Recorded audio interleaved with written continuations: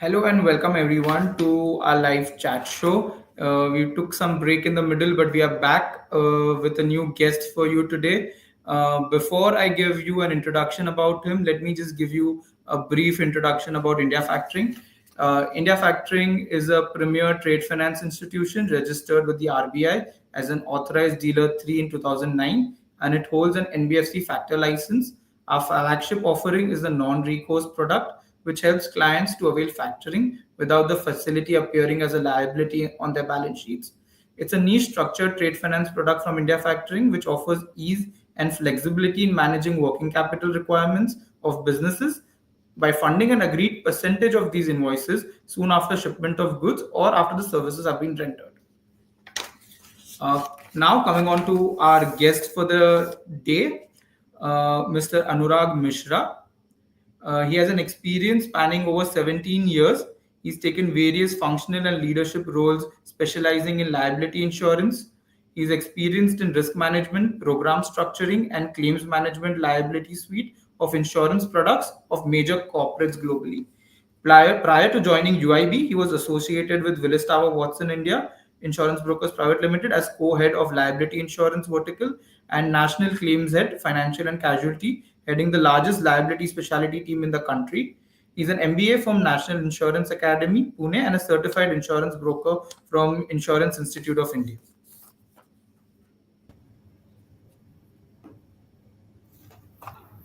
Hi Anurag, good afternoon. Welcome to the chat show. Thank you so much for joining us. Good afternoon, Neil. Thank you for having me. It's a pleasure. Sure. So let's just get right into it. I'll ask something. We'll start with something very basic. You've been in, almost 2 decades of experience in the insurance industry. So I'll just understand, how has your journey been in this industries over the last 2 decades? Thank you, Neil, for asking that question. If I say one word, it has been very enriching. My journey started, as you mentioned, almost 2 decades back, and it was less about progression and more about transformation. I just didn't go through roles. I invested in processes. I invested in building ecosystems around me, which would bring efficiency and more focused approach towards insurance broking and risk management. I joined Willis, as you mentioned, as an MT, and I left Willis Tower Watson as their national claims head and the co-head for their practice. Most enriching part of my career was the claims role that I managed for Willis Tower Watson, because that was one of the most enriching experience. It shifted my perspective from risk consultancy to claims management.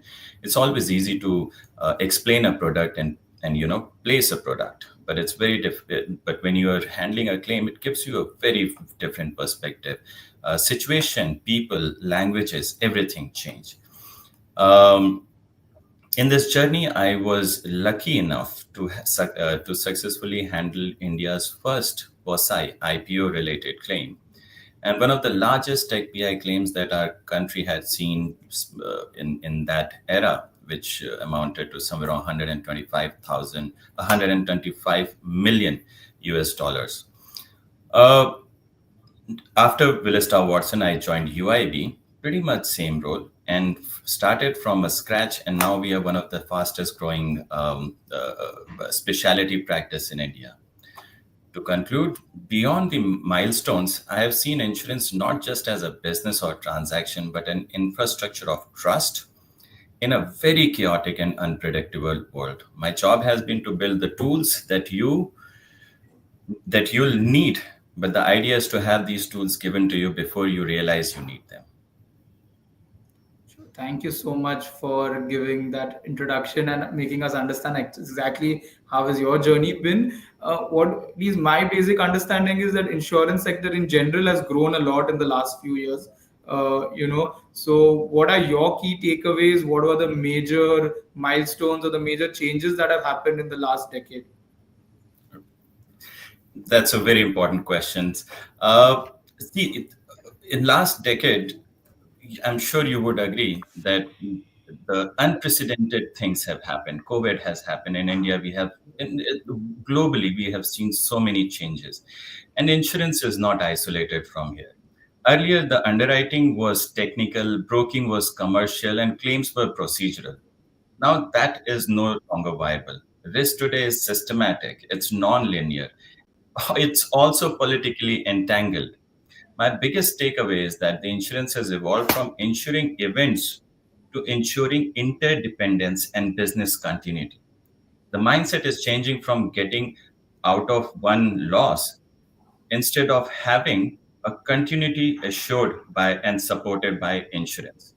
It's business community, litigation, and regulatory aspect that has evolved and made insurance a very viable and dependable option for everyone. Let's take cyber, for example. And it's no more just an IT problem. Even a non-IT organizations are seeing a lot of cyber incidences, let it be fraud, let it be ransomware attack, everything. We can't price policies based off with static assumptions anymore. We need to underwrite models that behave like a neural network. We have to be more predictive and less speculative. Now, only maths, and actuarial models cannot help us. We need to have a predictive analysis, behavioral monitoring to make our underwriting better, our claims management better, and our insurance and risk consultancy better. As an industry, we have seen a lot of consolidations between insurance companies, intermediaries. At the same time, we are seeing a lot of new entrants for insurance companies and reinsurance company looking to make inroads in India, and that is because now we are one of the largest economy, one of the fastest growing economy. We are growing as a manufacturer more than any other country. Now, insurance now it has to become a predictive, intelligent tool rather than just providing financial indemnity. So last 10 years has, if at all it has proved anything, is that of course insurance industry has grown, but so the complexity and the nature of the risks around businesses. So it continues to be a catch up game. You very rightly mentioned that in past 10 years, what could be our most important takeaway. So my takeaway would be that insurance is no more just a product, it's a business continuity model. Very, very well said. I think what I really like the way you said, it's no longer insurance is no longer safeguarding you from an event. It's all interlinked. There are multiple events happening and multiple things happening globally at the same time. So it's not just looking at an individual event and trying to find a solution, but finding a predictive analysis of what all interlinked things will happen, what all can go wrong, and how do you secure yourself, safeguard yourself from the uncertainty that is there in today's world. Absolutely, Neil. Now you would see insurers evaluating an event which is not even happening in their geopolitical uh, uh, area. They would be evaluating remote events happening in different countries, different economies, different industries, and trying to map how will it impact my supply chain, my sourcing of my funds and raw materials. So all of the world has become more interactive, more interconnected, and smaller, but at the same time far more complicated it used to be. Absolutely, something that is happening across the globe can have a direct impact to something that is in your business today. So the world has become smaller, the way we put it, and definitely people need to be more aware and more, what do you say, attentive to everything happening globally, so they can take necessary precautions going into the future. I think you very well said, like, we've had COVID-19 recently, the Russia Ukraine conflict, Israel Let's not Palestine forget conflict. China escalation, Pahalgam, and there have been so Yeah, many so many geopolitical. things, one after the other. It's never just one event. There are multiple things happening, and all of this is in some way causing some issues in terms of supply chain. How do businesses safeguard themselves, because you don't know where the next conflict is, where the next the next stoppage is going to be there from. And the idea is to not predict it, not to speculate it. The idea is to prepare yourself for all contingencies which may be relevant to you. That's why the focus is not from what can happen, which can impact my business. The idea is what all I would need to ensure my business continue. The realm of peril has expanded so much that it is right now impossible, at least for me with my limited experience. It's impossible for us, thank you, it's impossible for us to project any it's impossible for us to actually count number of risks that can impact a business continuity. We actually have to look for the interdependence of our own business activity and focus on safeguarding that. Very, very well said. So usually, I think a lot of people, a lot of viewers that are joining are usually small business owners or manufacturers that join in. Okay, before we go on to that, I think we'll take a question. I think that has just come in. Okay, okay. Can you also cover ECGC? Okay, so like if you can just briefly explain what ECGC is and how is that helpful to manufacturers, exporters today? Sure. So ECGC, I'm sure most of us would be aware, is environmental and societal governance. And let's put it this way: we all have been very concerned or impacted by the U.S. tariffs that has been imposed. Now we all understand that these tariffs are more than economic tool, more than just a political positioning. It's just a way of just a way of directing supply chain from opaque economies like China and have more control back to US. And the tool that they are using is ESG. The idea is they want to hold ethical sourcing, environmental friendly work, I'll just and cut you off, Anurag, this way. So I think, okay, what you're talking about ESG, maybe I didn't read the question correctly. I think we obviously will learn a little bit about ESG as well. They want to understand about the ECGC, that Export Corporation of Government, ECGC. like, yeah, the insurance thing. But no, let's complete the ESG. That is also a very important point in today where manufacturers. Will cover. I would not want to distract. We'll cover ECGC in ESG Yes, in detail, but in a ECG separate. continues to be okay. So all wishes we work with ECGC. They continue to be one of the most dependable. Trade credit and insurance provider for exporters. There's no doubt about it. They have evolved in past 4 years and past so many years, and they're evolving with new economies, new legislation across globe. If at all, and I'm pretty sure it's not my place to recommend, but if based on my limited interaction with ECGC, I would want to see less bureaucracy, less red tapeism there, and something akin to what we see in private insurers or let's say international reinsurers. Little bit of fine tuning of processes, and especially in cases of the approval of buyers and claims, specifically in claims, a little bit of let's say efficiency and transparency would make it the perfect dependable trade credit insurance company for Indian exporters. Their rates are very competitive, but the idea is again a little bit of red tapeism and lack of efficiency that we would want to see when compared to other carriers. No, very well said. I think at least we've had a similar experience when we talk about ECGC. That's why factoring that is what we suggest all our customers, that it'll be better if you can get an alternative insurance products specifically to buyers, and then the receivables or the turnover can be safeguarded in another way. ECGC is obviously one option to it, but factoring and the non-recourse product that we pitch is another option that we suggest. Absolutely, Uh, absolutely, so absolutely. similarly, But like yeah, but yeah, to evaluate ECGC in comparison to other such government-backed and private carriers, I would say that the approach that they have is continues to be little um, procedural, little governmental, which we would want to see to change in the near future if possible. Sure. Thank But you. still, Neil, I must say, I'm sure we would have some experience which would have left us wanting more from ECGC. Let's not, they are still not ignorable. They are still one of the largest Definitely. credit insurance company, and they are supporting a plethora of Indian exporters.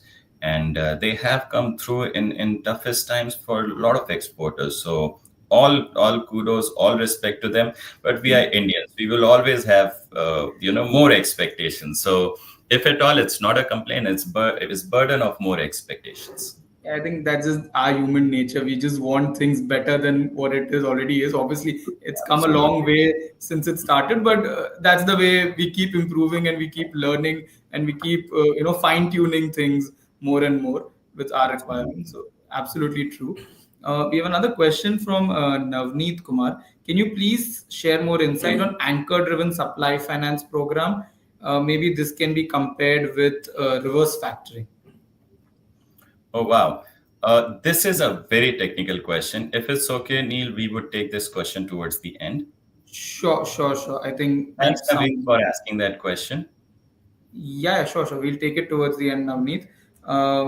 Okay, so we'll move on, I think then. Can you help give basic details of the various, new insurance products that are available in the market today, especially for manufacturers, exporters? Yes. Yes. Yeah, absolutely. So, and I'll start by saying that the Indian exporters are underinsured for the wrong reasons. Most of them have marine and trade credit in one or the other form, but real exposures are not being addressed.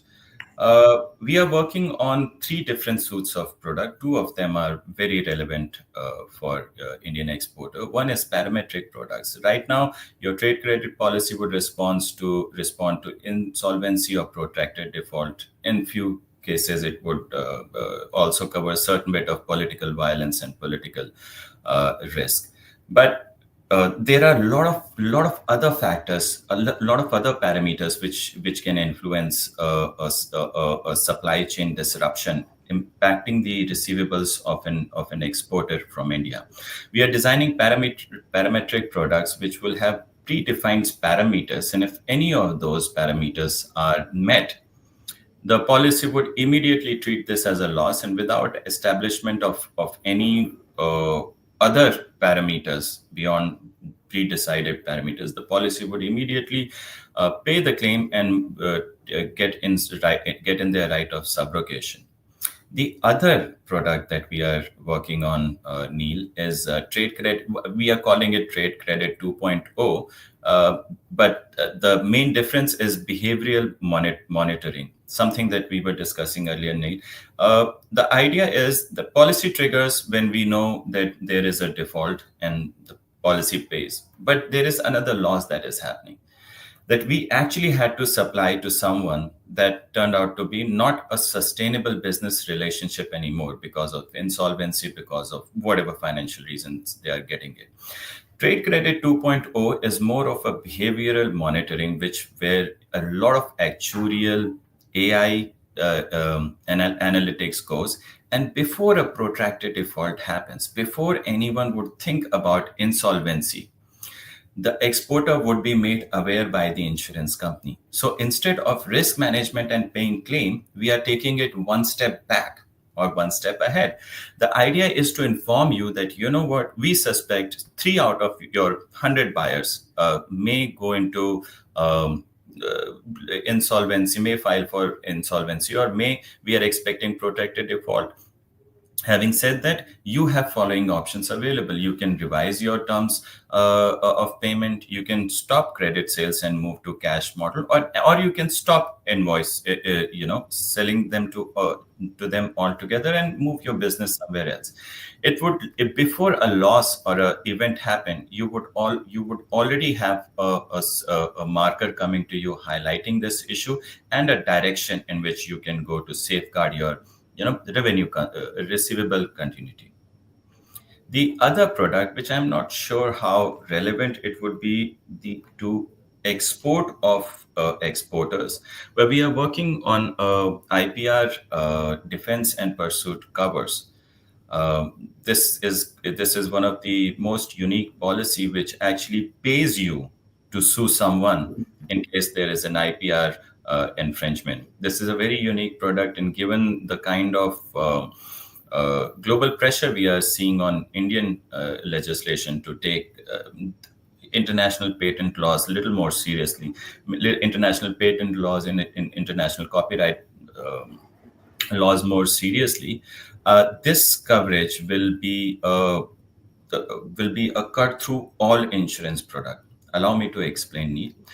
Right now, every insurance policy has a standard exclusion of trade credit, trade secrets, and patents infringement.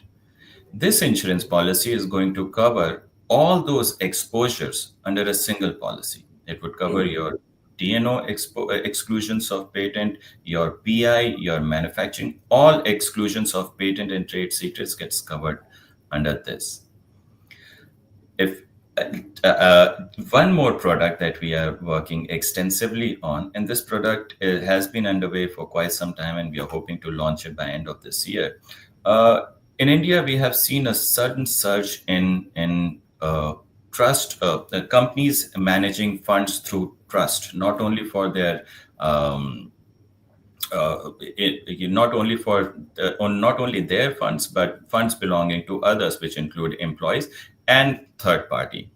Now, DNO insurance policy provides a lot of coverage, but has a specific exclusion, and this exclusion is present in all DNO insurance policies offered by insurers, all insurers in India, and that is fiduciary liability. Right now, there is no product in the country which is covering a director's fiduciary liability in case of a trust or any other fund management. This is a small product which can be plugged into your existing DNO policy, provides you little parallel cover to fiduciary liability if such arise. These and again, Neil, I must put a caveat. These are the products that we are actively working on. I'm sure this is an era of creativity and innovation. And given Make in India slogan by our PM, I'm sure there'll be more innovations going on. These are the products that we thought that are relevant, maybe relevant to exporters and our audience. The philosophy behind these products is very simple. The products that I mentioned, it's don't insure only damage for loss, insure fragility, ensure loss of time, ensure decay of trust, and hence build a sustainable, rock solid, resilient organization. I think very well said, and thank you so much for sharing. Your understanding, your knowledge of the products. Obviously, there are multiple other products which would be there in available for the market. I think one of the ones that we personally would pitch to exporters is the export factoring non-recourse trade credit insurance product. Similar to what you said, you are securing yourself from a contracted default from a buyer in another country, and at the same time you're getting an advisory services tomorrow, which is be in advance, like if not waiting till actually the buyer defaults, and then you come to know in a lot of cases you understand if something's happening negatively, if there is some negative information in the market. You can take necessary steps, reduce your concentration, and accordingly do business with different buyers. That understanding and that in-depth knowledge sometimes is not available generally in the public domain, which comes only with specialized bankers and specialized factors that are there in different countries, which we provide, and which is how we help exporters. So definitely that, along with the products that you suggested, can be helpful to exporters.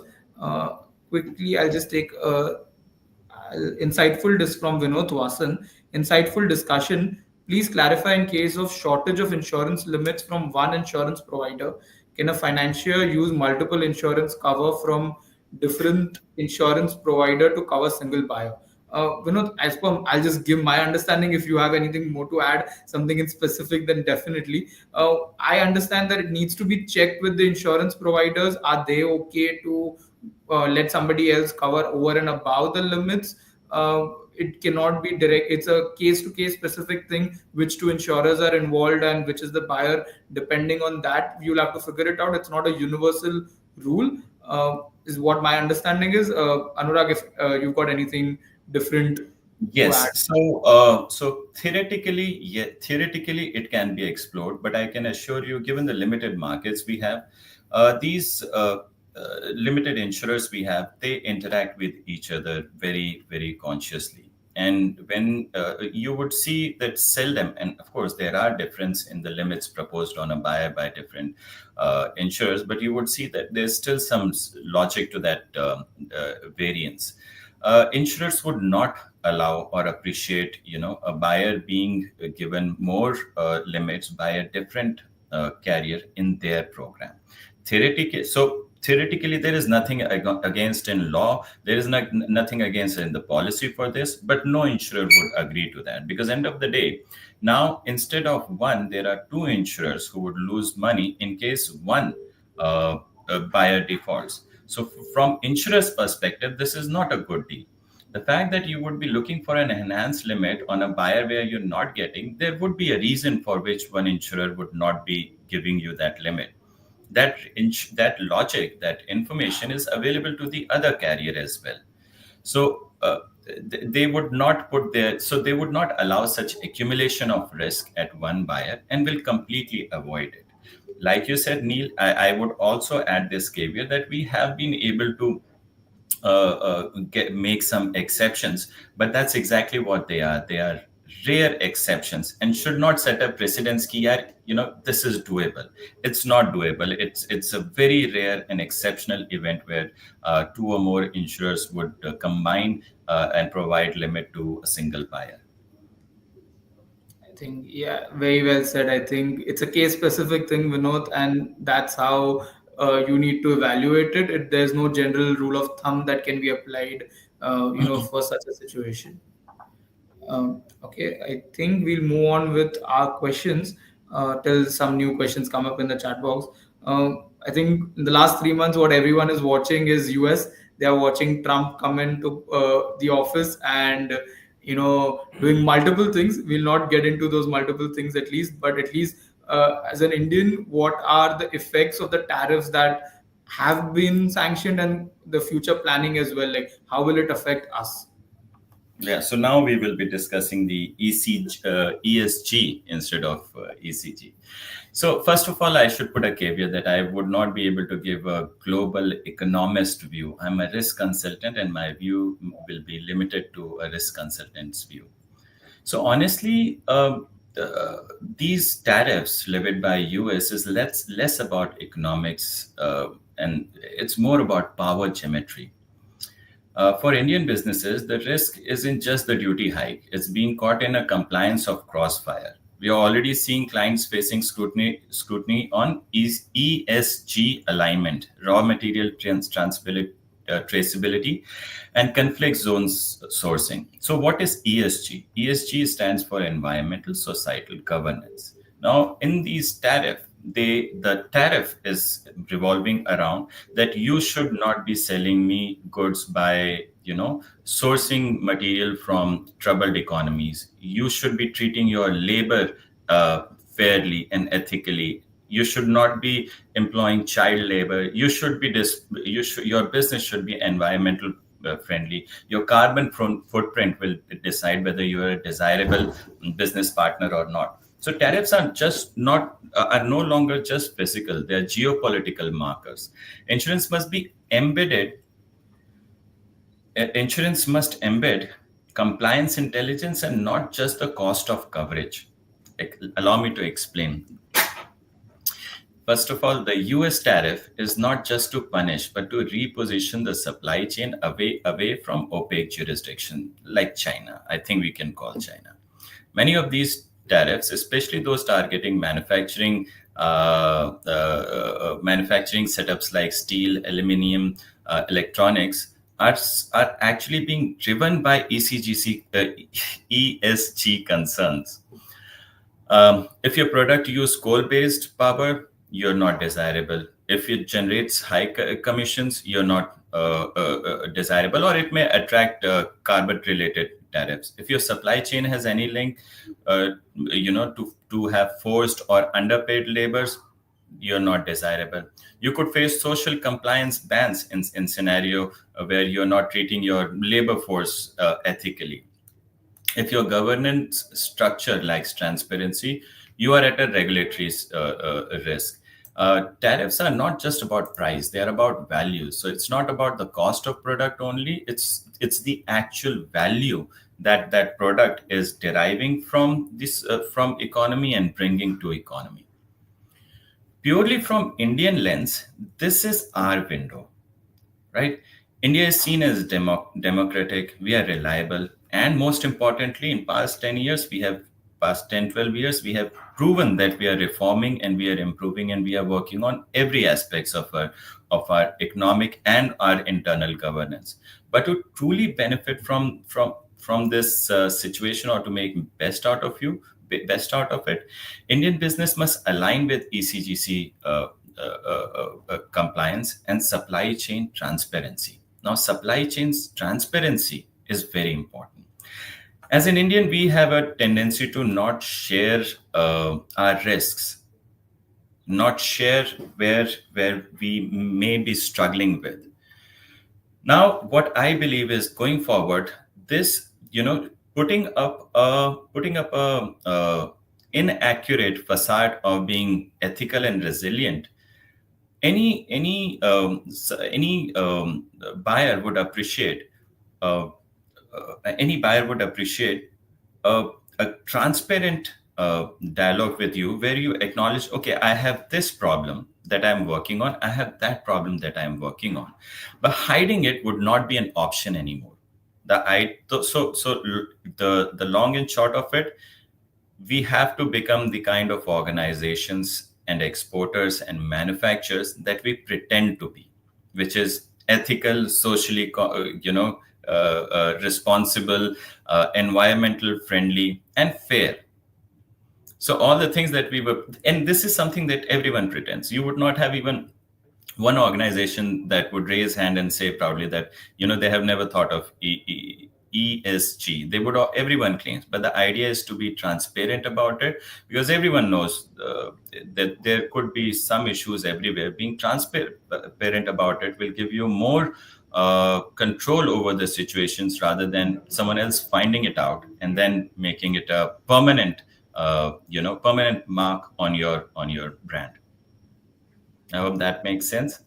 Yeah, very well said. I think just to add on, I think people have accepted that global warming, climate change is real in this century, and it's important that where you derive your goods, along with the social impact, the environmental impact, the entire holistic supply chain is what people are looking at, and that is why the way you said, it's not just making sure everything is right. It's making sure the entire supply chain is operating in that way, and people want to be they've accepted it, and they want to keep themselves and the others hold true that to that value, that everyone Yeah, needs the. and I have assisted in a lot of contract revisions, reviews, and discussions and negotiation for my clients, where there have been, let's say, issues with the ESG compliance, but little bit of assurance. So when you come on the table and acknowledge the fact, the conversation changes from pointing fingers to supporting and figuring out a solution.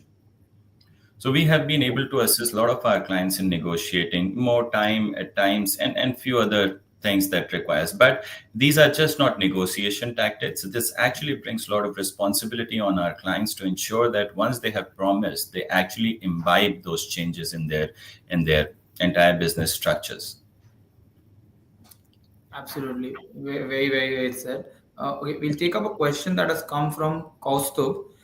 Can you also cover the new age insurtech companies and how are they shaping the industry? So, Costa, great question. So, insurance used to be a very different ballgame 20, 25 years ago. It was simply how much risk can come in next 1 year, how much premium I can collect, and how much profit I can make. Of course, I'm oversimplifying it. There was a lot of actuarial, lot of complicated mathematics that used to go into it.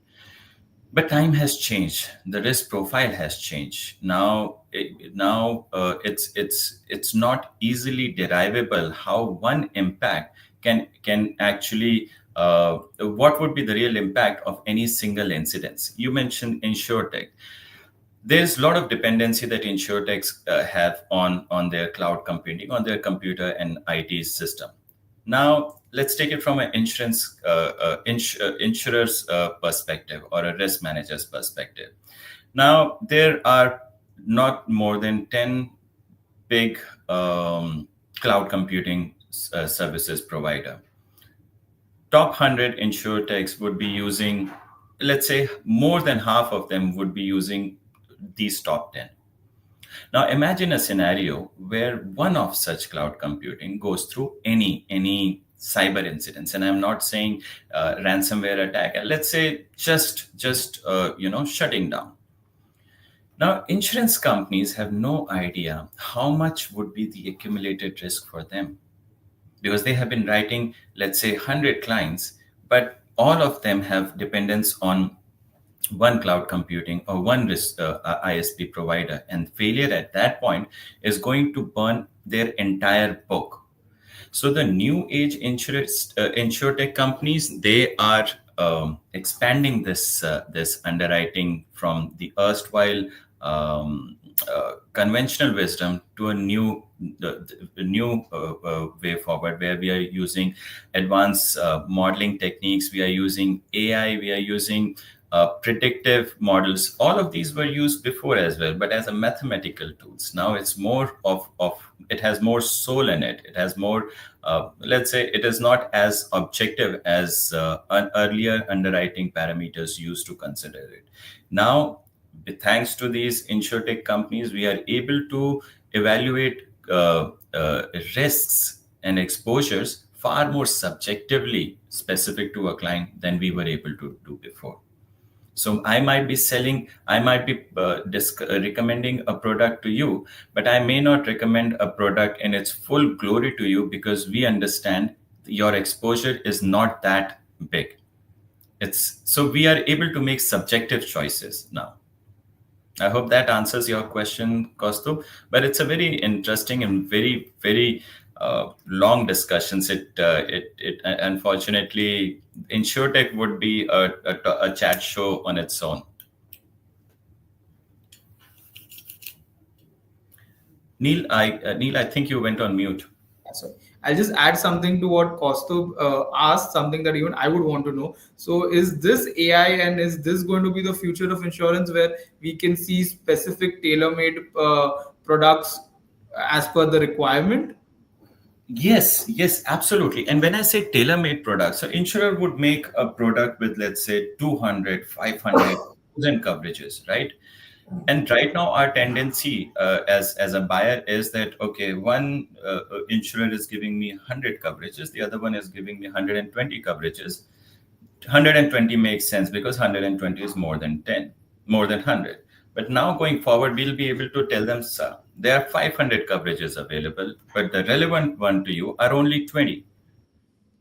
And you should not be paying for the rest of it. And this is based on these behavioral model. We can also go ahead and say that, in these 100 coverages options available, 20 is absolutely unavoidable. 10 is good to have. And 10, if you have extra money to burn and if you don't have any budget constraints, buy them. Right. So we are going to reach that level when clients will be able to pick and choose exactly what is relevant, what is important for them. And that is going to bring more premium efficiency as well and better control on your programs. Very well said. I think that's something that even I wanted to know. And it looks good. I think the next time we talk after 3-4 years, we'll again be discussing everything that has changed in a short span of time in this industry. Absolutely. Yeah. Going ahead, I think, okay, so as per your experience with claims with different products, what are the basic due diligences an exporter or manufacturer should do to avoid any major frauds? We understand there is insurance to, for anything, for a default or a fire or anything. But basic frauds that happen, how can that be avoided? How can it be avoided so your claims are not rejected? Okay, so Neil, fraud is not avoidable. Yeah. You can prepare yourself, right? Because you are not doing fraud, someone else is doing Yeah. fraud. You cannot prevent that event. You can prepare, you can predict, and you can prepare yourself for eventualities. So the best protection against fraud isn't just an insurance policy, it's a system of diligent listening. Yesterday, 12 p.m., 12 a.m., I received my 98th fraudulent claim for this year. It was yesterday night. And I cannot share more details, but the client, the suspected party is someone who was one of the core founders of the organization, right? I have recommended this client to have a different forensic audit before taking an insurance policy multiple times. And the reason he kept asking why you're saying it, the reason that I recommended was whenever we looked at their financial statement, it was very accurate. It was absolutely accurate. It was so good, it was too good to be true. That's why I use the word diligent listening. When a fraud happens, it's usually happen in a scenario where everything is hunky dory and everything is going on track. No one has any reason to believe that there is anything wrong. So the silence is what we have to listen to. Now, what we are doing, we are embedding AI powered anomaly detection into trade credit and D&O insurance policy. Something that I mentioned, that now we are using advanced AI detection models which will highlight that, you know what, something is not going right with this buyer. We have seen, let's say, delay in salary payments to their top executives, or some sort of indicators. So exporter must maintain transactional transparency, because that is going to help them and it's going to help insurance company as well. They should track and inform counterparty behavior, right? Because as a trader, you would have far more, the feel of the interaction, rather than an AI reading it through a data Data stream. available. Yeah, absolutely. And involve insurance during trade structuring. Usually people have, of course not an organization like you, but usually people resort to a trade insurance program much late. If you use these trade insurance product as a tool to define your trade structuring, it would ensure that even if there is a fraud or fraudulent act, you are better prepared. Few steps that I can if I have to just give would be use payment analytics to detect anomalies. Have monitored layering, especially of your offshore shell companies. Now we understand, because of a lot of invoicing and taxation issues, there are a lot of exporter would be here, but they would be using a shell organization for invoicing and all that. So have a monitored layering. So you have to monitor each layer separately. You cannot be comfortable knowing that there is an extra layer that we have added for whatever reasons. Third, this comes closer to me, that involve insurance brokers while drafting your trade contracts. Your insurance broker, your insurance companies, well, insurance brokers would be able to guide you not only from a risk management, but from a company perspective as well. And last step that I would recommend is that treat internal governance as a live organism. Don't treat it as a procedure or a tick box. Understand that this is what safeguards you from. This is all that you can do to safeguard yourself from fraud. You cannot control outside environment. Your internal governance system should be not just a compliance formality, or it should be prevention. it should be proactive. It should be always under scanner. Like I said, fraud is silent at first. We must build policies that hear what silence says. Very well said. I think that would surely be helpful to all our listeners right now. We'll quickly take one last question before we go through any of the chat questions that are remaining. Uh, so, what are your views on India on the global stage? How do you think we are poised to take, I would say, advantage of the geopolitical situations happening? Uh, if not, then is it going to be a negative for us? No, no. Oh. So this is. I hope my political views do not spill over my narrative. But India is standing exactly where the world needs it to, not where we want to stand exactly, but where the world needs us. We are geopolitically neutral. Russia, Ukraine, we were the only one who had interaction with both parties fighting and had successful trade. Of course, there were ups and downs, but we maintained neutral.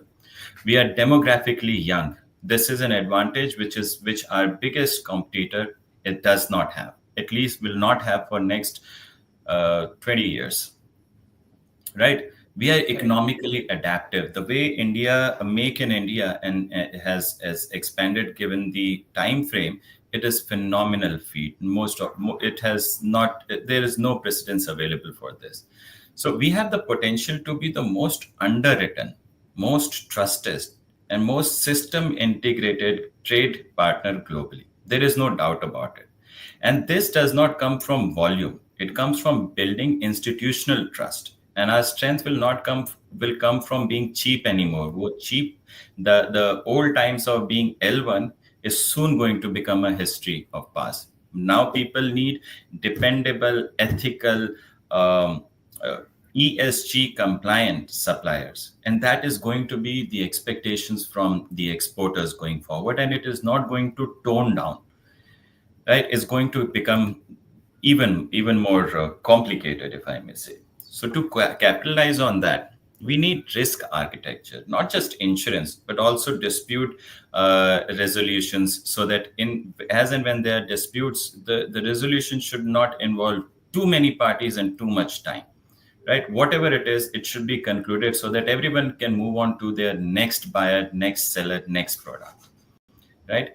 ESG backing and regulatory clarity is absolutely necessary. I think this is a message for Indian regulators as well, because if the world is expecting this level of ESG compliance, India maintaining this level of compliance is automatically creating a gap which will be filled by someone else, right?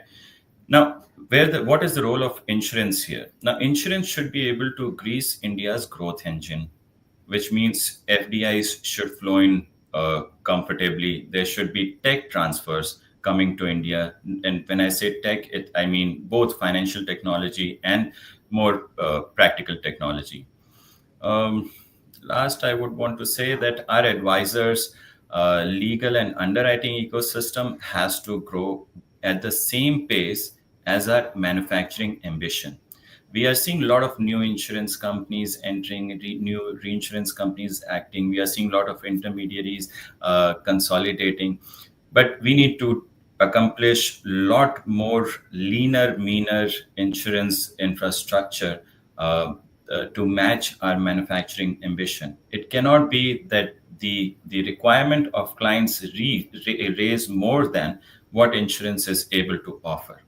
One of the questions that was raised was, can we have multiple limits? Now, we can't have limits, but we need to have other structured finance solutions available to enable exports to make the right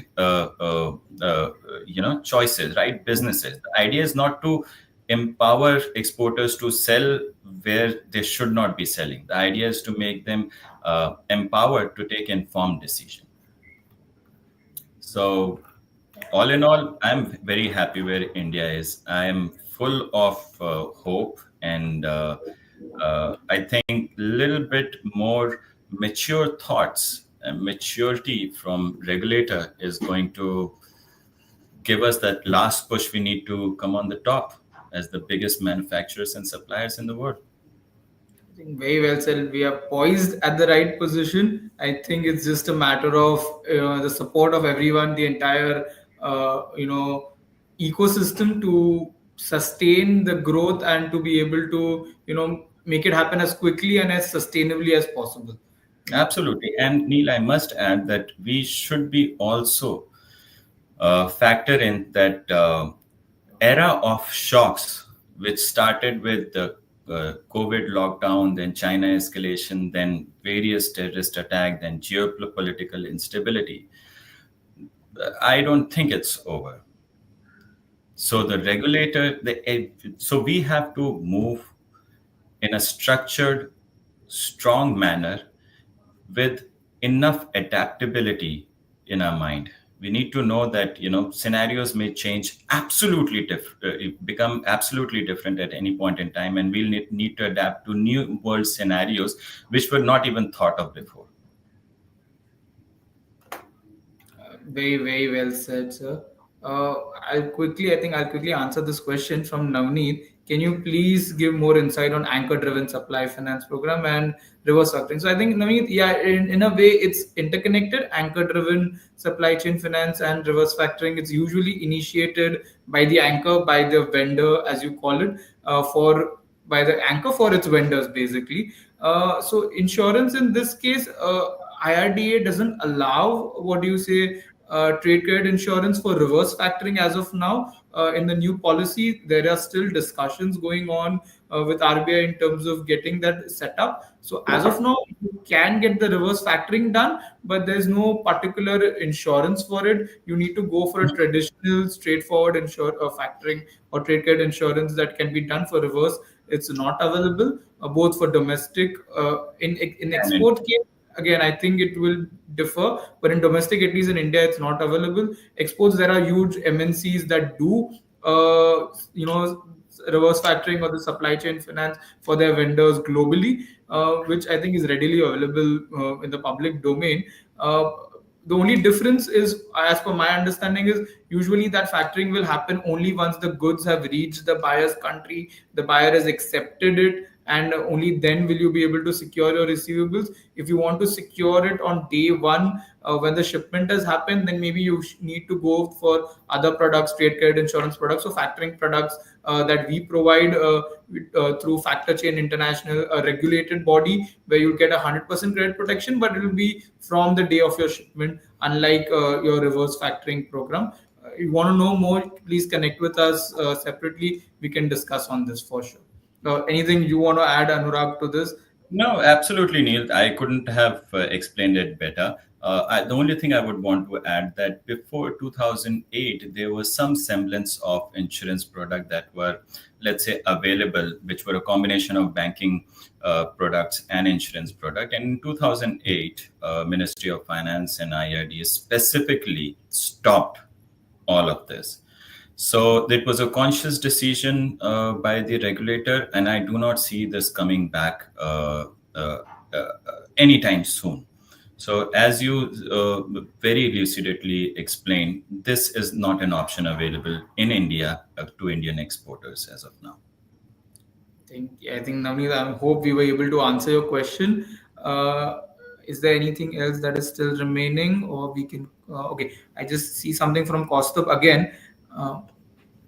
Particularly in the light, particularly in the lights of personal insurance, how do insurance companies carry out measures for the misuse, exploitations of insurance policies by healthcare centers in India? Wow, Kaustubh, we are jumping into different territories. I'm not an expert of employee benefit programs or healthcare systems, but I hear your concern, and government should take it seriously. Government should work not only with healthcare providers, but also insurance companies to make sure that the overall cost of medical treatments do not come up, because end of the day, it becomes part of the premium, which becomes cost to individuals. A lot has to be done there, but I can, based on my limited experience of various economies, both developed, more developed than India and less developed than India, we are not in a very bad scenario. Given our population, given our various government schemes that is provided, it's not the worst. But I completely agree that regulator, there's a lot huge amount of money and funds that is being disparaged because of less regulations and less control over all this. And the individuals are suffering, insurance companies are suffering, pharmaceutical companies, healthcare service providers, hospitals, they are minting money, but it's not sustainable and government has to do something about it. Unfortunately, more than this, I will not have a technical or professional comment on this. Thank you so much for at least giving this view. I think I will get this. This I think brings us to the end. Again, Anurag, thank you so much for joining us. Thank you so much for sharing your insights. It was lovely talking to you, catching up with you. I'm sure our viewers also would have enjoyed the experience and the knowledge that you've shared. Thank you so much for joining us. Thank you so much for having me. Okay. Everybody else, thank you for being here. You want to know more about factoring, more about India factoring, please connect with us. Please visit our website to understand more things. We will be back with more chat shows. Please look at our page for the next update. Thank you so much for everyone for joining in.